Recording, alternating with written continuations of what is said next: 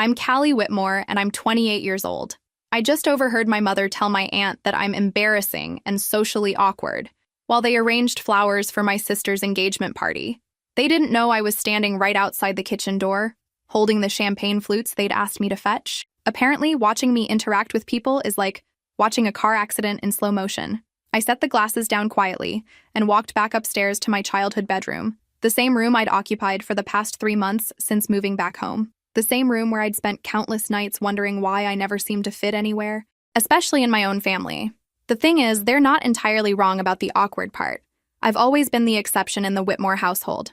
Where are you watching from today? Drop your location in the comments below and hit that like and subscribe button if you've ever felt like the odd one out in your own family. You'll definitely want to stick around for what happened next. Now, let me take you back to how I became the family disappointment. Growing up, I was the child who knocked things over at dinner parties, who stuttered through conversations with my parents' friends, who preferred reading financial journals to watching reality TV with my sister Eleanor. While Eleanor glowed at social gatherings, I seemed to absorb all the light from any room I entered. My parents never quite knew what to do with me. Dad would introduce Eleanor as our social butterfly, and me as our other daughter. Mom would sigh whenever I declined invitations to country club events, saying I was too serious for my own good. What they didn't understand was that behind all that silence and supposed awkwardness, I had developed something far more valuable than social skills. I had learned to observe, to analyze, to see patterns others missed.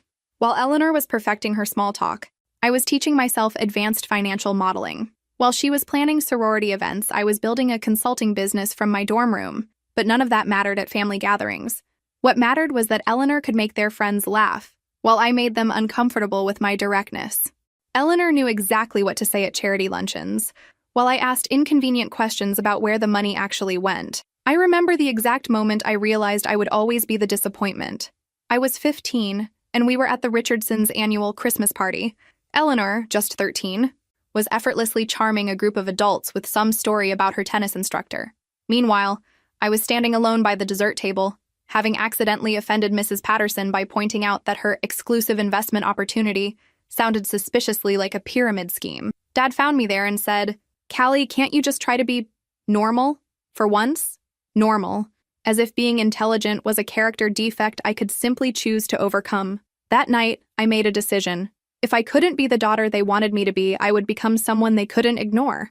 I just had no idea it would take 13 years and a completely separate identity to make that happen. The engagement party was in full swing downstairs. I could hear Eleanor's laughter mixed with the clinking of glasses and the murmur of congratulations. In about an hour, she would announce her engagement to Nathan Caldwell, heir to one of the most prominent families in the state. What my family didn't know was that 8 months earlier, I had saved Nathan's family from complete financial ruin. Chapter 2. Eleanor's engagement announcement went exactly as expected. She stood on the marble staircase in our family's foyer, radiant in a cream-colored dress that probably cost more than most people's monthly salary, while Nathan wrapped his arm around her waist with the confidence of someone who'd never doubted his place in the world. "We're so excited to share our news with all of you," Eleanor beamed, her engagement ring catching the light from the crystal chandelier. Nathan proposed last weekend at his family's estate in Martha's Vineyard. The crowd erupted in applause. I watched from the back of the room, noting how perfectly choreographed everything felt. Eleanor had always been good at creating moments that looked like they belonged in a magazine. Nathan's parents, Margaret and Charles Caldwell, stood near the front, beaming with the kind of pride that comes from securing an advantageous alliance. Margaret wore pearls that had probably been passed down through generations, while Charles had the bearing of a man accustomed to having his opinions matter. "The wedding will be next Christmas," Eleanor continued, a winter wonderland theme at the Caldwell estate. More applause. More congratulations. I found myself analyzing the crowd's reaction, noting who seemed genuinely pleased versus who was simply performing the appropriate social responses. A habit that probably made me seem even more antisocial. But old patterns die hard. "Callie," Mom appeared beside me, her smile bright but her voice low. "Come say hello to the Caldwells properly. They're going to be family now." I followed her through the crowd, observing Margaret and Charles more closely as we approached. Margaret had the kind of understated elegance that spoke of generational wealth, while Charles carried himself with the authority of someone used to being the most important person in any room. What struck me most, however, was something others might have missed. Despite their polished appearance, both of them had the slightly tense posture of people carrying stress. Charles's handshake was firm, but his palm was damp. Margaret's smile was perfect, but didn't quite reach her eyes. "Mr. and Mrs. Caldwell," Mom said warmly. "I'd like you to meet our youngest daughter, Callie." "Lovely to meet you," Margaret said, extending a manicured hand. "Eleanor speaks of you often." I seriously doubted that, but managed a polite smile. "Congratulations on the engagement, you must be very pleased." "Thrilled," Charles replied, though something flickered across his expression when he said it. "Nathan's happiness is our priority." As we made small talk about wedding plans and the merits of winter ceremonies, I found myself cataloging details. The way Charles's eyes darted toward the bar more frequently than social drinking would suggest. How Margaret's hand trembled almost imperceptibly when she mentioned the estate where the reception would be held. These were the subtle tells of people under financial pressure. I should know. I'd spent the last decade learning to read them. "Well, we should let you get back to your guests," I said after a few minutes of pleasantries. As we moved away, I heard Margaret say to my mother, "Eleanor is absolutely radiant. Nathan is so lucky." "We feel the same way about Nathan," Mom replied. "The Caldwell name carries such weight in our circles." The Caldwell name. If only she knew how close that name had come to meaning nothing at all. Chapter 3. The weeks following Eleanor's engagement were a whirlwind of wedding planning and social obligations that I managed to avoid with increasing creativity. While Eleanor and Mom threw themselves into venue selections and dress fittings, I maintained my routine of morning jogs, afternoon work sessions, and evening solitude. My consulting business had grown steadily over the past few years, allowing me to work remotely and maintain a carefully cultivated anonymity. Most of my clients knew me only as C. Whitmore, a financial strategist who specialized in crisis management and restructuring. I preferred it that way: clean, professional, detached. Eleanor found me in the garden one Saturday afternoon, where I was reading quarterly reports while she practiced wedding poses for her Instagram feed. "God, Callie, could you be any more antisocial?" she said, lowering her phone. "Mom wants us to go dress shopping tomorrow, and you've already found 3 excuses not to come." "I have work to do," I replied, without looking up from my documents. "Work," she laughed, settling onto the bench beside me. "Your little consulting thing isn't exactly a real career, you know. It's more like a hobby that pays." I marked my place in the report and looked at her.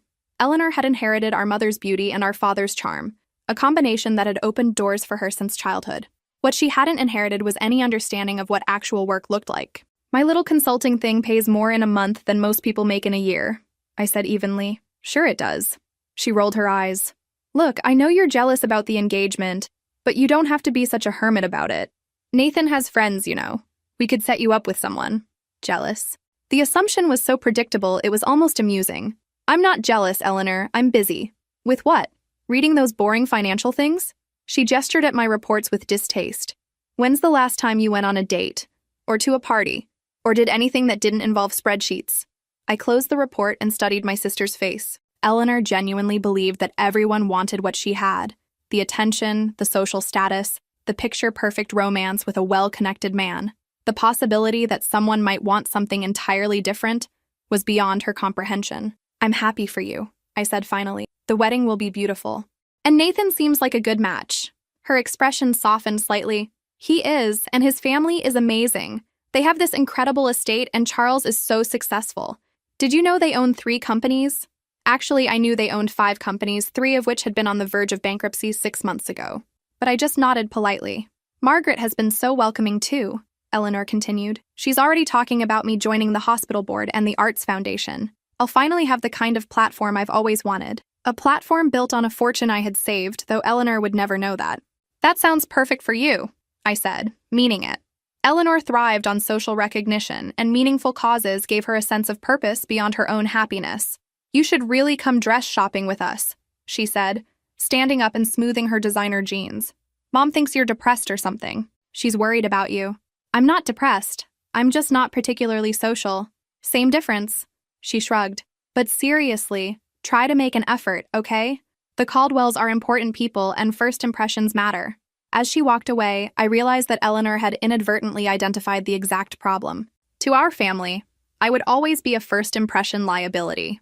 Too serious, too direct, too uncomfortable with the performative aspects of their social world. What none of them understood was that I had already made my first impression with the Caldwells. They just didn't know it yet. Chapter 4. The conversation that changed everything happened on a Tuesday evening in November. I was in the kitchen, making tea and reviewing contracts for a new client, when I heard voices from the dining room. Mom and Dad were entertaining the Caldwells for dinner, along with Eleanor and Nathan. I hadn't planned to eavesdrop, but Margaret Caldwell's voice carried clearly through the open doorway. "We're so excited about the Christmas wedding," she was saying. "Our family always does Christmas Eve dinner at the estate. It's become quite a tradition over the years." "That sounds wonderful," Mom replied. "We'll have to coordinate our own family gathering around it." "Actually," Dad interjected, "Daddy," and I could hear the careful diplomacy in his voice. "We were hoping to spend Christmas with both of our daughters this year. It's been challenging to find time when everyone's schedules align." There was a pause, and I found myself moving closer to the doorway. "Both daughters?" Charles asked, his tone neutral but curious. "Eleanor's younger sister, Callie," Mom explained quickly. She tends to be rather shy at social gatherings." Another pause. I could practically feel the wheels turning in Margaret's mind. "Perhaps it would be better to keep Christmas dinner intimate this first year," she said diplomatically. "Just immediate family while everyone gets acquainted." My father cleared his throat. "Of course, we understand completely. Family dynamics can be complicated." "Exactly." I could hear the relief in Mom's voice. "Callie tends to be a bit overwhelming in social situations. She asks too many questions and doesn't really understand social cues." Eleanor's laugh tinkled through the silence. "She's just really intense about everything. Last week she spent an entire dinner party explaining why someone's investment strategy was flawed. It was so embarrassing." "She means well," Dad added, though his tone suggested he was agreeing with their assessment. "She's just not particularly refined in her social interactions." Margaret's voice was gentle but firm when she responded. "I think it's wise to be cautious. The Caldwell Christmas dinner is quite formal, and we'll have several business associates attending. Given what you've described, it might be more comfortable for everyone if Callie perhaps celebrated separately this year." The words hit me like a physical blow. Not just excluded, deliberately excluded because they found me embarrassing. "You're absolutely right," Mom said, and I could hear the shame in her voice. "We should have thought of that ourselves. Callie will understand." "Would I?" I set down my teacup with trembling hands. "She's always been different," Eleanor added, her voice taking on that particular tone she used when positioning herself as the reasonable sister. "Even as kids, she never really fit in with our friend groups. She's just awkward, you know. Some people are naturally more introverted," Nathan offered diplomatically, though his tone suggested he was merely being polite. "It's not just introversion," Dad said, and his next words burned themselves into my memory. "Callie has always been challenging. She doesn't understand that sometimes you need to just go along with things for the sake of harmony. She analyzes everything to death and makes people uncomfortable. The important thing is that Eleanor will fit beautifully into our family," Margaret said warmly. "She has such natural grace and understanding of how to handle these social situations." I stood frozen in the kitchen, tea cooling in my abandoned cup, listening to my family systematically catalog every reason I was unsuitable for public consumption. The casual cruelty of it took my breath away. "So we're agreed," Charles said, his voice carrying the finality of someone used to making decisions.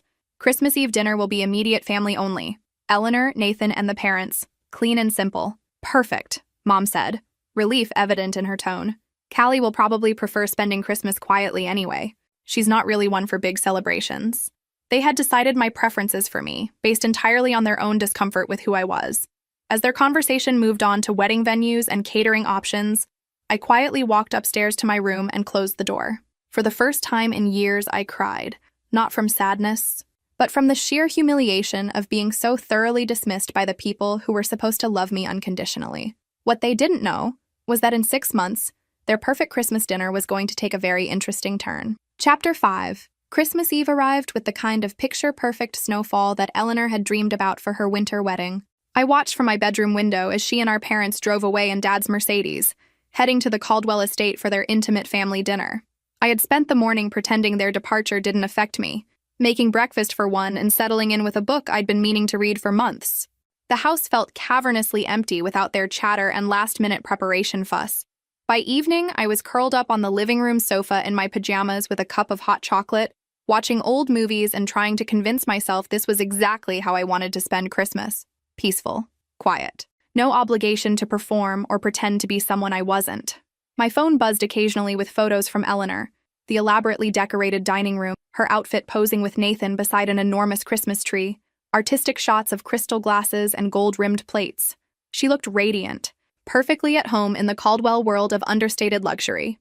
I was genuinely happy for her. Eleanor belonged in that world in ways I never would, and watching her claim her place in it felt right, even if it meant accepting my own exclusion. Around 9 o'clock, I decided to treat myself to something I'd been saving for a special occasion. I went to my home office and opened the locked filing cabinet where I kept my most important documents. Buried beneath insurance papers and investment statements was a folder marked C&B Enterprises, the shell company I used for my most sensitive consulting work. Inside was a contract dated 8 months earlier, signed by Charles Caldwell on behalf of Caldwell Holdings. The consulting fee alone would have paid off my student loans twice over, but more importantly, it represented the moment I had saved one of the most prominent families in the state from complete financial ruin.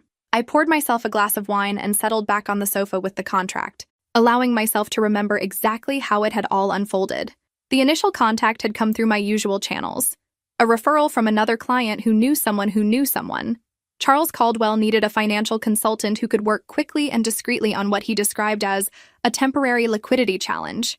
When I reviewed their situation, I discovered it was far more than a temporary challenge. Caldwell Holdings was hemorrhaging money due to a series of disastrous investments and market shifts.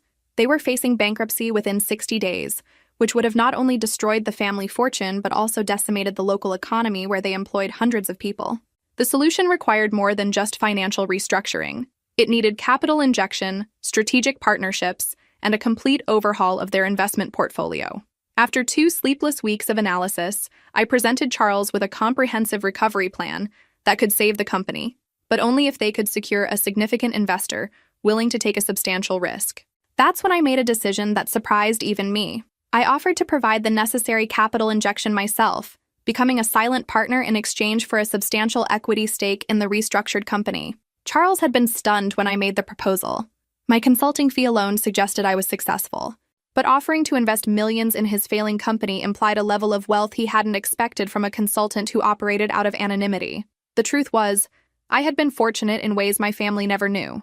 My grandmother's unexpected inheritance when I turned 25, combined with several well-timed investments in early-stage technology companies during college, had given me financial freedom that even I sometimes found hard to believe. While my family assumed I was barely making ends meet with my little consulting business, I had quietly built a portfolio that afforded me independence most people could only dream of. "This is extremely generous," he had said during our final meeting.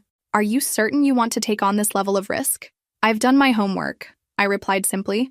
"With the right changes, Caldwell Holdings will not only recover but thrive. Consider this an investment in proven potential."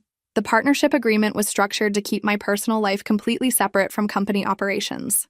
I would remain a silent partner, with Charles maintaining full operational control, while implementing the strategic changes we had developed together. He knew my professional identity as C. Whitmore, but had no reason to connect that to the Whitmore family he would soon be joining through marriage.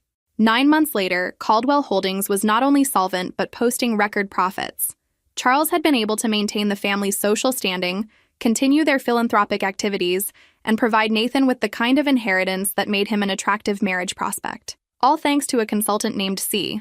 Whitmore, whose connection to his future daughter-in-law's family he had never suspected, and who he certainly would never have imagined was the embarrassing sister of Nathan's fiancé. I closed the contract file and returned it to the cabinet, thinking about the cosmic irony of my situation.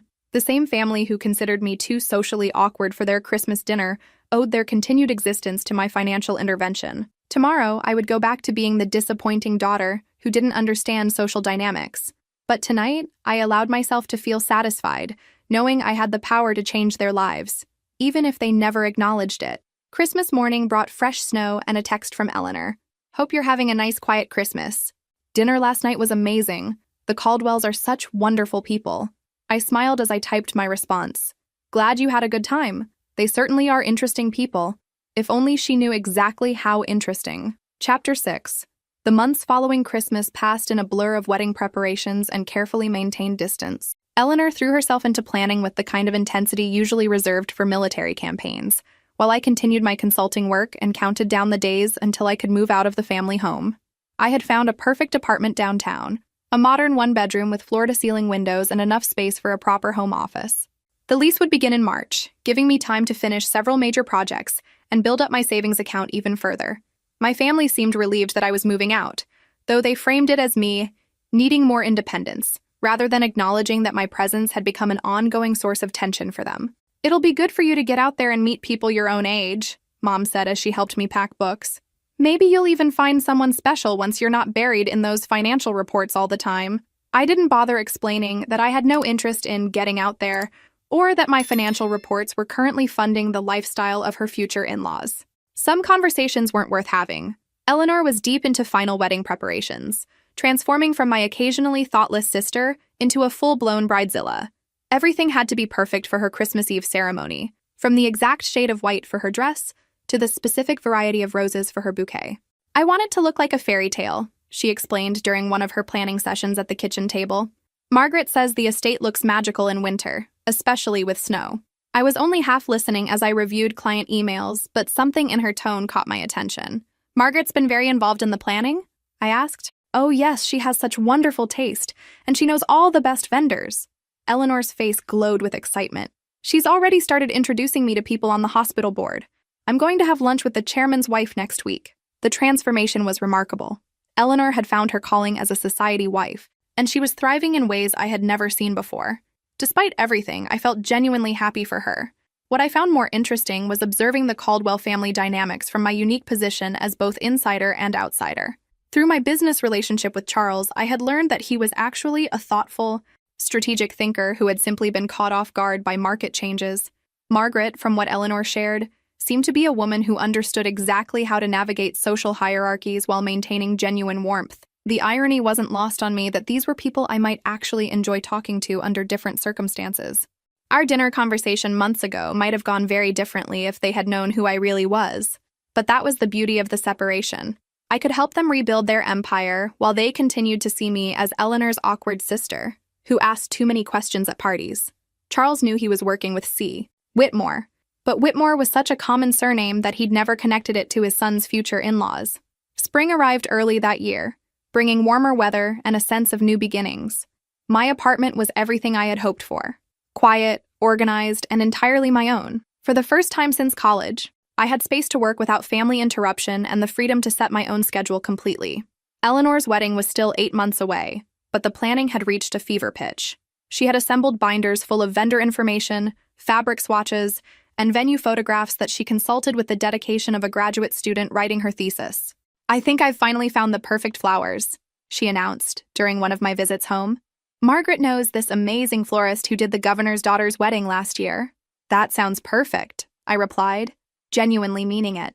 You'll love the ceremony, she continued, her face bright with excitement. It's going to be absolutely magical. The whole estate will be decorated, and Charles is having special lighting installed in the gardens. As she described her vision for the perfect Christmas wedding, I found myself wondering what next Christmas would look like. Would I spend it alone again, or would I finally have built the kind of life I actually wanted? What I didn't realize was that next Christmas would indeed be magical, just not in the way any of us expected. The phone call that would change everything was still 6 months away, but the foundation was already being laid. The Caldwell empire I had saved was growing stronger every day, and my role in their success was about to become impossible to ignore. Sometimes the best revenge is simply letting people discover who you really are. The phone call that changed everything came on a crisp October morning while I was reviewing quarterly reports for 3 different clients. I had settled into my apartment routine beautifully over the past 6 months. Morning coffee while scanning financial news, client calls from 9 to noon, lunch at my desk while reviewing market analyses, and afternoons dedicated to strategic planning and research. Miss Whitmore? The voice was professional but urgent. This is Jennifer Walsh from Caldwell Holdings. Mr. Caldwell would like to schedule an emergency consultation if you're available. I set down my coffee cup, immediately focused. In the 8 months since we'd completed the company restructuring, Charles had contacted me only twice, both times for minor strategic adjustments that could have waited weeks. Emergency consultations were not his style. What's the nature of the emergency? I asked, already opening my laptop to review their latest financial reports. I'm not entirely sure of the details, Jennifer admitted, but he mentioned something about a potential acquisition opportunity that has a very tight timeline. He said to tell you it's regarding expanding our sustainable business portfolio. He thought you'd understand what that meant. I did understand. 6 months ago, I had recommended that Caldwell Holdings diversify into sustainable energy and environmentally responsible manufacturing. Charles had been interested but cautious, preferring to stabilize their current operations before expanding. If he was calling about acquisitions now, something significant had changed. I can be there Thursday morning, I told Jennifer, checking my calendar. schedule 2 hours, and ask Mr. Caldwell to prepare current financial statements for any companies they're considering. After hanging up, I leaned back in my desk chair and considered the timing. Eleanor's wedding was exactly 2 months away. The Caldwell family was presumably focused on final preparations, guest lists, and the dozens of details that went into hosting a society wedding. For Charles to be pursuing major business opportunities during this period suggested either exceptional circumstances or exceptional confidence in his company's current stability. Probably both, given that their recent quarterly reports showed profits exceeding projections by nearly 30%. Thursday morning arrived gray and drizzly, the kind of weather that made me grateful for my reliable Honda Civic and practical raincoat. I drove to the Caldwell Holdings headquarters in downtown, a building I had never actually visited despite having saved the company that occupied its top 3 floors. The lobby was impressive: marble floors, contemporary artwork, and the kind of understated elegance that spoke of old money tastefully modernized.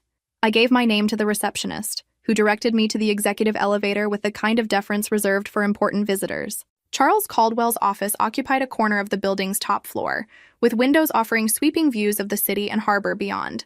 When his assistant ushered me in, I found him standing at those windows, hands clasped behind his back, looking every inch the successful businessman who had built an empire through careful strategy and calculated risks. He turned as I entered, and his face broke into the kind of genuine smile I remembered from our previous meetings. Charles had always treated me with professional respect, rather than the condescension I sometimes encountered from male clients, who assumed my gender meant I couldn't understand complex financial structures. "Miss Whitmore," he said, crossing the room to shake my hand. "Thank you for making time on such short notice. I hope I didn't disrupt any important projects." "Not at all," I replied, settling into one of the leather chairs arranged around his conference table. Jennifer mentioned an acquisition opportunity. "What kind of timeline are we working with?" Charles opened a thick folder and spread several documents across the table. 3 weeks, he said simply. "There's a manufacturing company in Pennsylvania, Henderson Industrial, that's been struggling since the owner's death 6 months ago. The family wants to sell quickly, and they're entertaining offers from several buyers." I scanned the preliminary financial statements he handed me, noting immediately why the company had caught his attention. Henderson Industrial manufactured components for renewable energy systems, exactly the kind of sustainable business we had discussed as a strategic expansion opportunity. "The numbers look promising," I said after several minutes of review. "What's driving the urgent timeline?" "Competition," Charles replied grimly. "2 of our major competitors are also submitting offers, and one of them is prepared to pay significantly above market value. They want Henderson's client contracts and manufacturing capabilities, even if it means overpaying for the acquisition." I studied the competitor analysis he provided, recognizing immediately why Charles was concerned. If either of those companies acquired Henderson Industrial, they would gain access to technology and contracts that could threaten Caldwell Holdings' position in several key markets. "This isn't just about acquiring a profitable company," I said slowly. "This is about preventing competitors from acquiring capabilities that could damage your market position." "Exactly." Charles leaned forward, his expression intense. "Henderson Industrial represents both an opportunity and a threat. If we acquire them, we strengthen our sustainable business portfolio and block our competitors from gaining strategic advantages. If we don't, we potentially face increased competition in markets we currently dominate."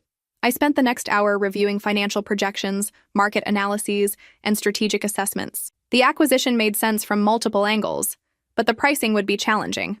To outbid their competitors while maintaining profitability, Caldwell Holdings would need to structure the offer creatively. "I can have a preliminary acquisition strategy ready by Monday," I told him as we concluded the meeting.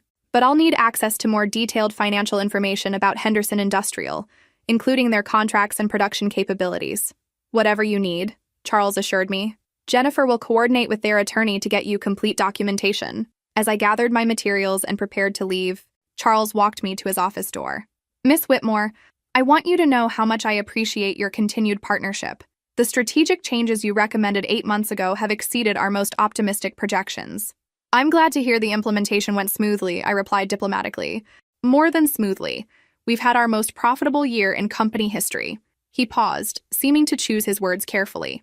"I hope you'll consider expanding our consulting relationship beyond individual projects. You've demonstrated an understanding of our business that I'd like to formalize with a longer-term agreement." The offer was tempting from both financial and professional perspectives. Caldwell Holdings was exactly the kind of stable, growth-oriented company I enjoyed working with, and Charles was the rare client who actually implemented recommendations without endless second-guessing. Let's see how the Henderson acquisition proceeds, I said finally. If we can structure this deal successfully, I'd be interested in discussing a more comprehensive partnership. Driving home through the afternoon drizzle, I found myself thinking about the strange irony of my situation. In 3 hours, I had discussed a multi-million-dollar acquisition with one of the state's most prominent businessmen, who treated me as a valued strategic partner and sought my advice on major corporate decisions. Tonight, I would probably receive a text from Eleanor asking if I planned to attend her bridesmaid's luncheon, followed by a gentle suggestion that I try to be more social and less intense when meeting her future in-laws. What do you think will happen next when these two worlds finally collide? Chapter 8. The Henderson Industrial acquisition consumed the next 3 weeks of my life in the most exhilarating way possible. I threw myself into due diligence with the kind of intensity that had made me successful, working 16-hour days and surviving on coffee and takeout while building the most comprehensive acquisition strategy of my career. The challenge wasn't just structuring a competitive offer.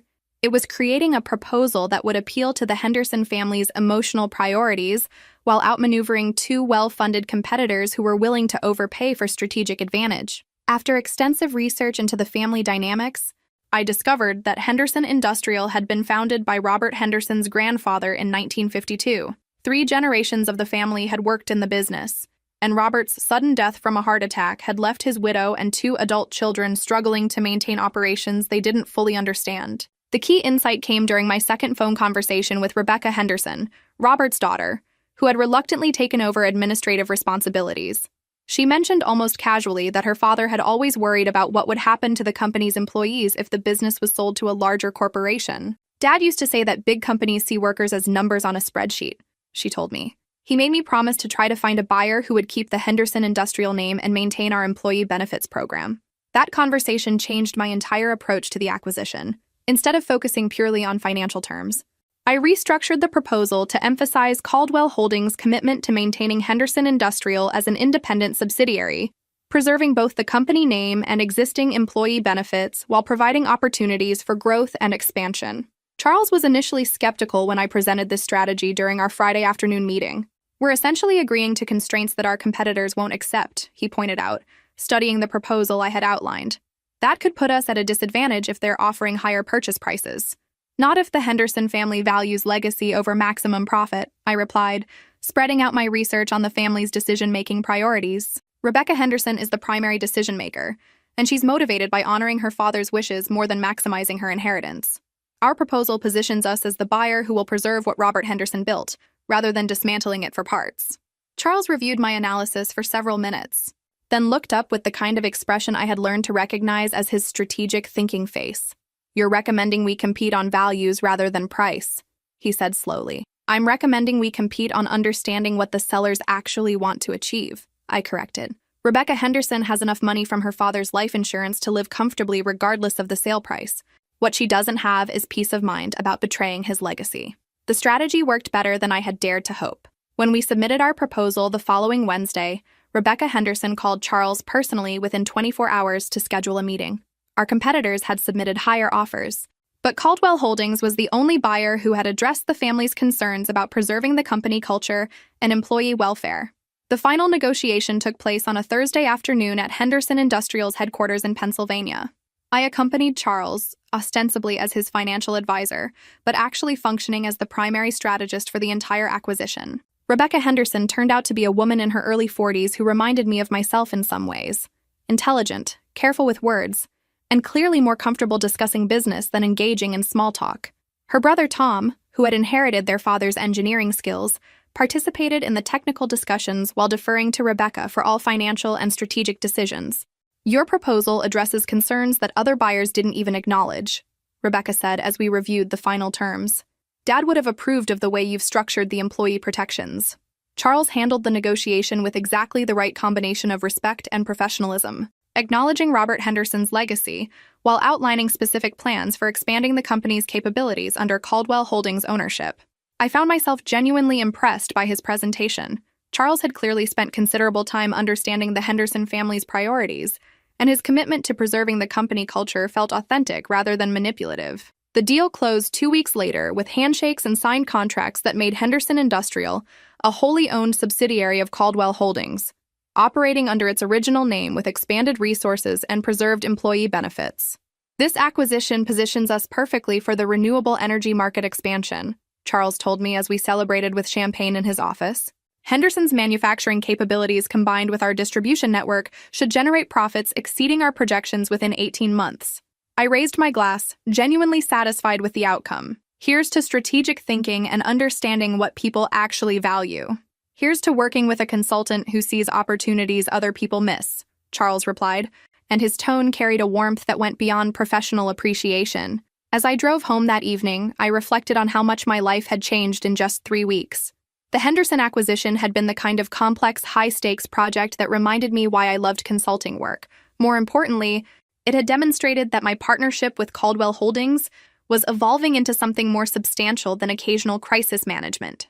Charles had offered me a formal retainer agreement during our celebration, along with a discrete equity stake in the Henderson acquisition.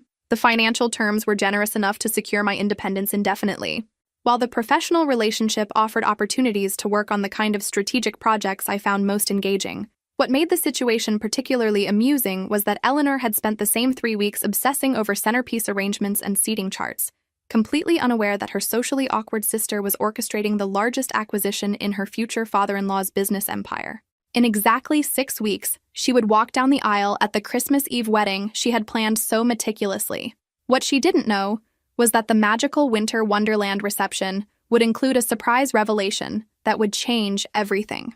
Chapter 9. November dissolved into December with the kind of frantic energy that always surrounded major family events. Eleanor's wedding preparations had reached a crescendo of activity that involved color-coordinated spreadsheets, emergency flower consultations, and daily phone calls to confirm details that had already been confirmed multiple times.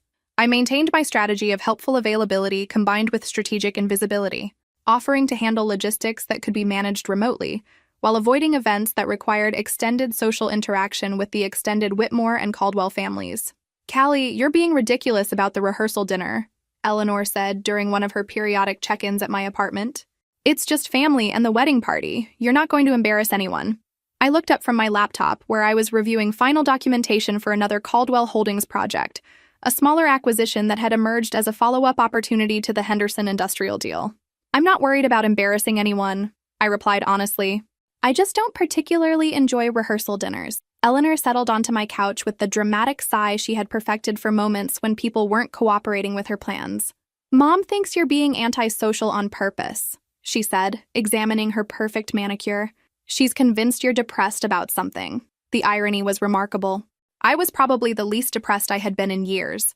My consulting business was thriving, my apartment felt like home, and I had developed a professional relationship that challenged me intellectually, while providing financial security I had never imagined possible.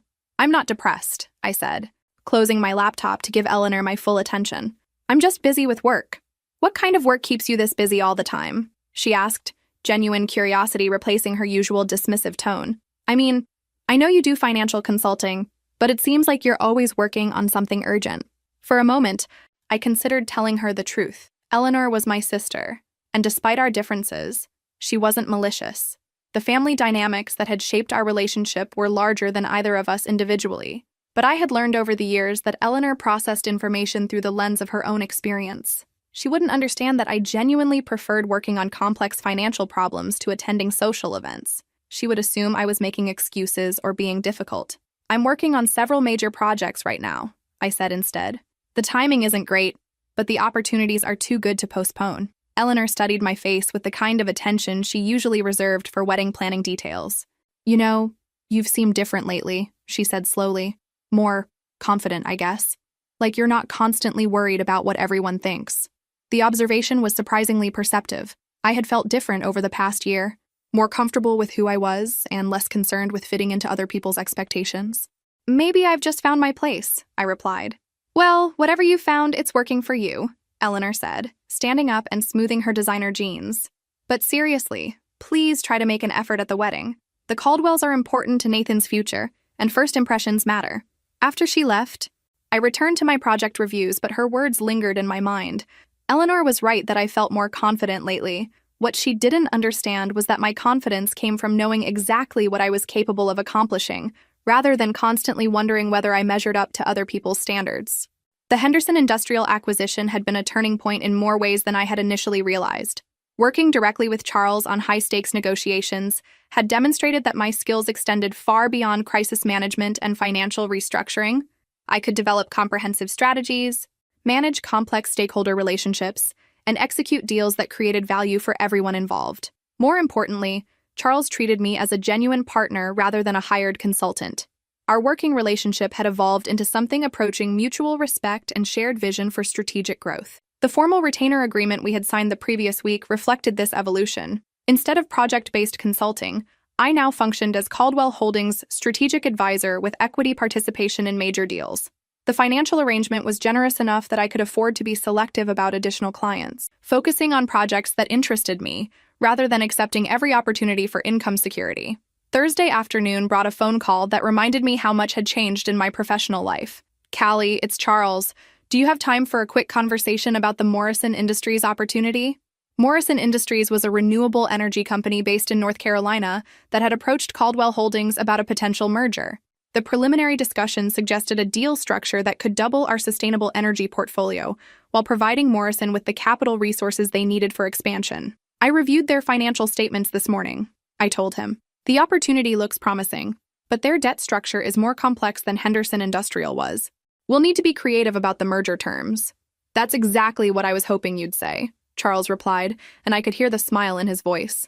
"Morrison's CEO is flying up here next week for preliminary negotiations. I'd like you to lead the financial discussions." Leading negotiations rather than providing background analysis represented another evolution in our working relationship. Charles was trusting me with increasingly visible responsibilities, which suggested he valued my judgment beyond technical expertise. "I'll prepare a comprehensive analysis and proposed merger structure by Tuesday," I assured him. "Perfect. And Callie, I want you to know how much I appreciate having a strategic partner I can trust completely. It makes a tremendous difference in how aggressively we can pursue these opportunities." After we hung up, I sat at my desk considering the path that had brought me to this point. 18 months ago, I had been the family disappointment who couldn't manage normal social interactions. Today, I was a strategic partner in one of the state's most successful companies, leading negotiations that would shape our expansion into emerging markets. What made the situation particularly satisfying was that my success had nothing to do with changing who I was to fit other people's expectations. I had succeeded by leveraging my natural analytical abilities and strategic thinking skills, working in environments that valued results over social performance. In 2 weeks, Eleanor would marry into the family whose business empire I had helped save and build. The wedding would be everything she had dreamed of: elegant, perfectly coordinated, and attended by the kind of people who mattered in their social world. And somewhere during that magical Christmas Eve celebration, they were going to discover exactly who I really was. Chapter 10. The week before Eleanor's wedding passed in a blur of final preparations, family arrivals, and carefully orchestrated events designed to showcase the perfect union of two prominent families. I maintained my usual strategy of helpful efficiency, combined with social minimalism, handling logistics and remaining largely invisible during gatherings that required extended interaction with guests. Monday brought Eleanor's bridesmaids' luncheon, which I attended despite my general aversion to events centered around wedding-related bonding. The restaurant was one of those places that specialized in elaborate salads and champagne cocktails, decorated for the occasion with white roses and gold ribbon that matched Eleanor's wedding color scheme. I found myself seated between Nathan's sister Amanda and Eleanor's college roommate Sarah, both of whom seemed genuinely pleasant but occupied entirely different social universes than I did. Amanda worked in fashion marketing and spoke enthusiastically about upcoming runway shows, while Sarah had recently returned from a European vacation that provided endless material for Instagram-worthy anecdotes. "Callie, Eleanor tells me you work in finance," Amanda said during the appetizer course. "That must be fascinating." The polite interest in her voice suggested she was making conversation rather than expressing genuine curiosity, but I appreciated the effort. "It can be," I replied diplomatically. "I work primarily with strategic consulting and corporate restructuring." "Like helping companies when they're in trouble?" Sarah asked, pausing in her description of a cathedral in Barcelona. "Sometimes.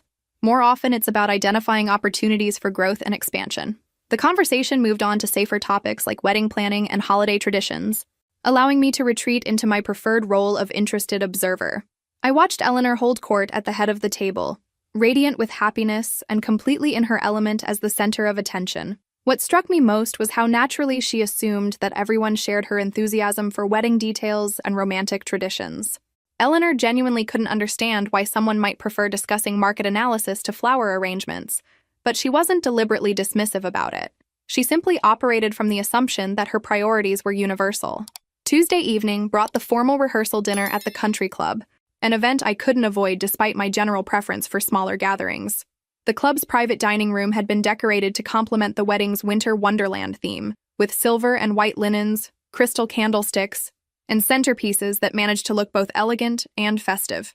I arrived precisely on time, wearing a navy dress that Mom had deemed appropriate but not attention-grabbing, and found my assigned seat at a table with various extended family members and family friends.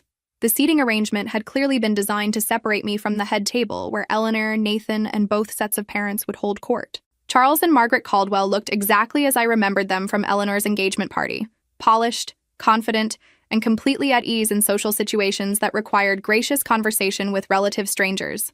Charles wore a perfectly tailored dark suit, while Margaret had chosen a sophisticated burgundy dress that complemented her silver hair beautifully. What I found most interesting was observing them interact with my parents. Dad clearly admired Charles's business acumen and asked knowledgeable questions about market conditions and industry trends. Mom seemed genuinely charmed by Margaret's combination of warmth and sophistication, eagerly discussing their shared involvement in various charitable organizations. The evening progressed exactly as these events always did. Multiple toasts, carefully coordinated speeches, and the kind of comfortable socializing that came naturally to everyone except me. I managed appropriate responses to dinner conversation while mentally reviewing the Morrison Industries merger analysis I would be presenting the following week. Callie seems to be doing well, I heard Margaret comment to my mother during a brief lull in conversation. Eleanor mentioned she's moved into her own place. Yes, she's found a lovely apartment downtown, Mom replied, and I could hear the subtle relief in her voice. It's been good for her to have more independence. The subtext was clear. My moving out had been good for everyone, reducing the daily reminder of my failure to fit seamlessly into family social dynamics. Nathan's father gave a brief speech welcoming Eleanor to their family, emphasizing the values and traditions that would now be shared between the Whitmores and Caldwells. He spoke eloquently about the importance of partnership, mutual respect, and building something together that was stronger than what either family could achieve alone. To Eleanor and Nathan, Charles concluded, raising his champagne glass, may your marriage be the foundation for a lifetime of shared adventures and mutual success. Everyone raised their glasses and drank to the couple's future happiness. I found myself genuinely moved by the warmth and sincerity of the toast, even as I wondered what Charles would think if he knew that his daughter-in-law's sister was already playing a significant role in his family's business adventures. Wednesday passed quietly with final preparations and a family dinner that felt relaxed compared to the formal events of previous days. Eleanor seemed calmer now that the major parties were complete, though she maintained her detailed preparation lists and continued checking on various arrangements with the intensity of someone managing a corporate merger. Everything's going to be perfect, she said as we sat in the kitchen after dinner, reviewing her timeline for the following day. The weather forecast is ideal. The flowers are exactly what I wanted, and Margaret says the estate has never looked more beautiful. It sounds like it will be exactly the wedding you've always dreamed of, I said, meaning it sincerely. Eleanor looked at me with an expression I couldn't quite interpret. I'm glad you'll be there, she said quietly. I know family events aren't really your thing, but it means a lot to me that you're making the effort. For a moment, I felt a pang of guilt about the secret I had been keeping. Eleanor deserved to know that her socially awkward sister was actually a successful business partner with her future in-laws. But tomorrow wasn't the right time for revelations that might overshadow her perfect day. I wouldn't miss it, I assured her. As I drove home that evening, I reflected on the strange irony of my situation. Tomorrow I would attend Eleanor's wedding as the family member who didn't quite fit, watching her marry into a family whose business success I had helped engineer from the shadows. In less than 24 hours, that carefully maintained separation between my two worlds was about to end in the most unexpected way possible. Chapter 11. Christmas Eve dawned with exactly the kind of picture-perfect snowfall that Eleanor had dreamed about for her winter wedding. I woke early in my apartment, allowing extra time for the drive to the Caldwell estate and the lengthy preparation process that formal family events always required. My dress hung ready in my closet, a midnight blue silk that Mom had helped me select during one of our rare successful shopping expeditions. The color was sophisticated enough for an evening wedding while remaining sufficiently understated to avoid drawing attention away from the bride. By noon, I was dressed and driving through light snow toward the Caldwell estate, located on several hundred acres of pristine countryside about 30 minutes outside the city. I had seen photographs of the property in various society publications, but experiencing it in person was genuinely impressive. The main house was a classic Georgian colonial that had been beautifully maintained and tastefully modernized over the decades. Today it was decorated for Christmas with understated elegance. Evergreen swags on the columns, white lights outlining the roofline, and massive wreaths flanking the front entrance. The effect was magical without being ostentatious. Wedding guests were beginning to arrive as I pulled into the designated parking area, guided by uniformed attendants who managed traffic flow with military precision. I recognized several faces from various society events I had attended with my family over the years, along with many people I didn't know who presumably represented Nathan's extended family and the Caldwell's social circle. The ceremony was scheduled for 4 o'clock in the estate's conservatory, which had been transformed into a winter wonderland with white flowers, silver ribbon, and enough candles to create a genuinely romantic atmosphere.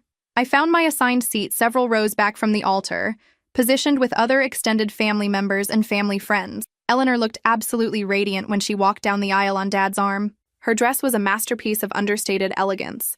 Classic lines, delicate beading, and a cathedral train that managed to look both timeless and thoroughly modern. Nathan's face when he saw her approaching was exactly what every bride hopes to see, complete adoration mixed with overwhelming joy.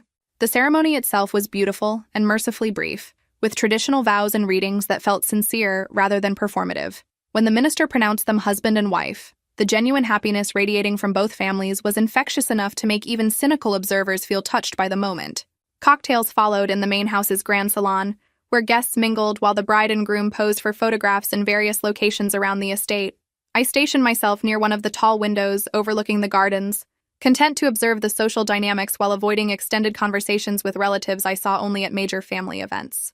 The reception began at 7 in a magnificently decorated ballroom that had been designed specifically for entertaining. Round tables dressed in white linens and silver chargers surrounded a dance floor, while the walls were lined with evergreen trees strung with thousands of white lights. The effect was simultaneously festive and sophisticated. I found my table assignment, predictably positioned at an appropriate distance from the head table where Eleanor and Nathan would sit with their parents and wedding party members. My dinner companions included several of Nathan's business associates and their wives, along with a few family friends who seemed pleasant enough for the evening's requirements. Charles Caldwell stood to offer a toast as dinner was being served, and his words captured exactly the kind of warmth and sincerity that had impressed me during our business meetings. "Eleanor," he said, raising his champagne glass, "you have brought joy and laughter to our family from the moment Nathan first mentioned your name. Tonight, we officially welcome you as our daughter, and we couldn't be more delighted to have you join the Caldwell family." The applause was genuine and sustained. Eleanor looked absolutely luminous as she accepted Margaret's embrace and Charles's kiss on her cheek. "And to Nathan," Charles continued, "your mother and I are proud of the man you've become and excited to see the future you and Eleanor will build together. May your marriage be filled with the same happiness and partnership that has blessed our family for so many years." More applause. Nathan stood to acknowledge the toast and offer his own thanks to both families for their support and love. As dinner progressed through multiple courses accompanied by carefully selected wines, I found myself relaxing into the evening's rhythm. The conversation at my table was intelligently general, discussion of holiday traditions, travel plans, and current events that avoided controversial topics while remaining engaging enough to prevent awkward silences. It was during dessert service that everything changed. Margaret Caldwell had been circulating among the tables, graciously thanking guests for attending and sharing brief conversations that made everyone feel appreciated. When she reached our table, she greeted Nathan's business associates with the warmth of someone who had met them multiple times at various company events. "Mr. Anderson," she said to the man sitting across from me, "I hope you're enjoying the evening. Charles mentioned that you've been particularly helpful with the Henderson acquisition project." "It's been a pleasure to work on such a successful deal," Anderson replied. "Your strategic advisor certainly knows how to structure complex acquisitions." Margaret's smile broadened with obvious pride. "We've been extremely fortunate to find such exceptional consulting expertise. Miss Whitmore has been invaluable in developing our expansion strategy." The words hung in the air for what felt like several minutes, but was probably only a few seconds.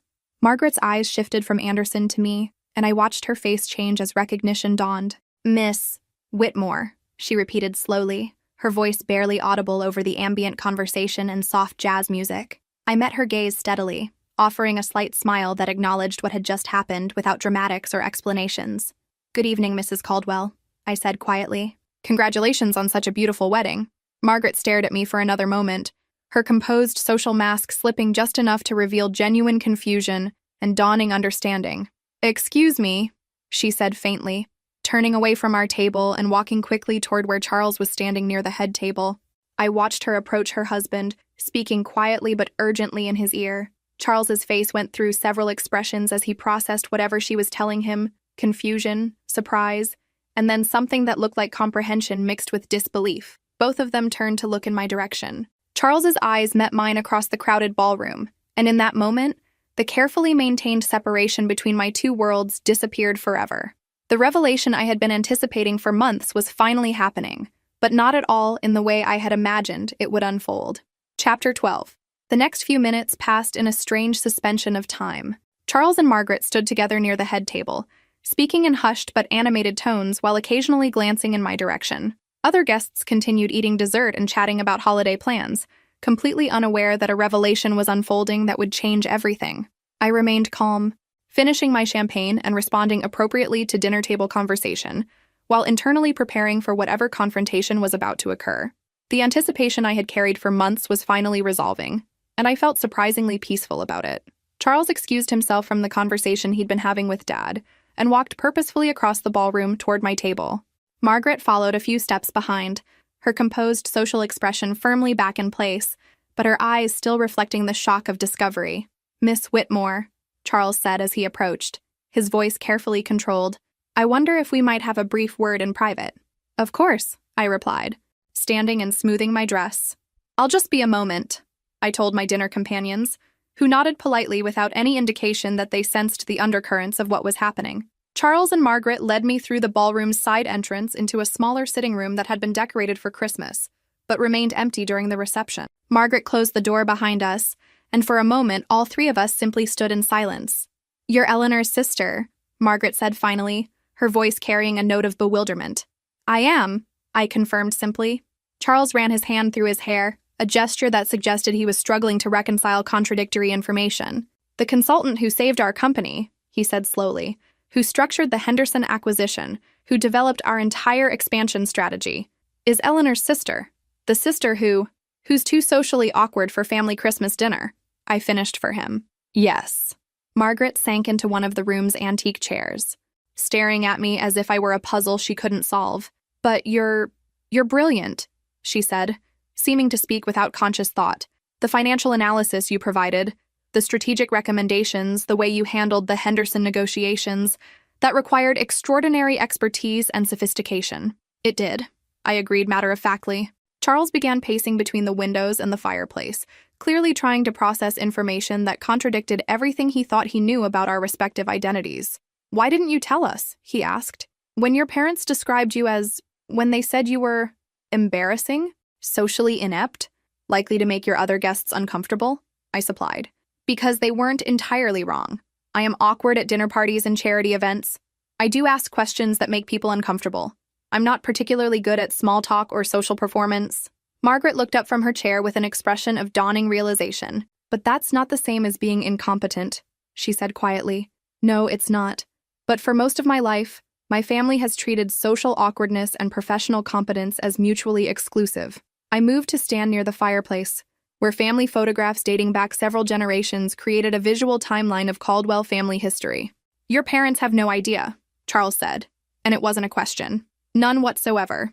They know I do financial consulting, but they assume it's small-scale work that pays adequately, but isn't particularly significant. They've never asked for details about my clients or projects." Margaret stood up suddenly, beginning to pace in a pattern that mirrored her husband's movement. "This is extraordinary," she said, speaking more to herself than to us. "All those months we've been working with this brilliant strategic consultant, praising her insights and depending on her expertise, and she's been sitting right here in our extended family. The irony hasn't been lost on me," I admitted with a slight smile. Charles stopped pacing and turned to face me directly. "You could have told us months ago. You could have revealed the connection and transformed how your family sees you.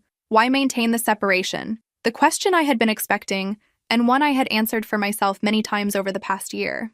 "Because I wanted to know if I could succeed entirely on my own merits," I said simply. "I wanted to build something that had nothing to do with family connections or social performance or fitting into anyone else's expectations of who I should be." Margaret and Charles exchanged a look that suggested they were beginning to understand the full scope of what I had accomplished. "You saved our company," Charles said quietly. Not as Eleanor's sister or as someone with family connections, but as a strategic partner who saw opportunities and solutions that others missed. I did, I confirmed. Margaret walked to the window overlooking the estate's gardens, where snow continued to fall gently on the perfectly maintained grounds. Your parents, she said without turning around, have no idea what they've overlooked, do they? No, I said simply. They don't.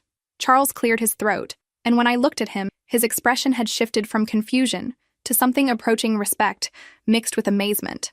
Eleanor's wedding reception is probably not the appropriate place for this conversation, he said formally. But I want you to know that discovering this connection doesn't change my assessment of your professional capabilities.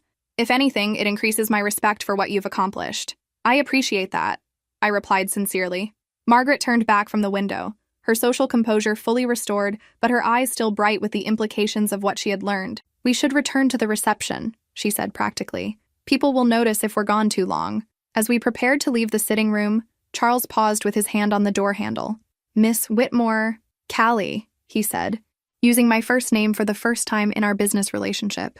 I hope this revelation can remain private until you decide how you want to handle it with your family. Thank you, I said, genuinely grateful for his discretion. As we walked back toward the ballroom, I felt the weight of months of secrecy lifting from my shoulders. The carefully maintained separation between my two worlds had ended, but not in the dramatic confrontation I had sometimes imagined. Instead, it had happened quietly, with dignity intact and respect preserved on all sides. Eleanor's wedding celebration continued around us as we returned to our respective places. The bride and groom were dancing to their chosen song while guests watched with the kind of sentimental appreciation that made wedding receptions memorable. But everything had changed. Charles and Margaret now knew that the family member they had considered too embarrassing for Christmas dinner was actually the strategic partner who had built their business empire. And I finally knew that my success hadn't required changing who I was. It had simply required finding people who valued what I could actually accomplish. The little sister, who had always been the exception in her own family, had discovered she was exactly who she was supposed to be. If this story resonated with you, make sure to like and subscribe for more stories about finding your own path to success, regardless of family expectations or social limitations.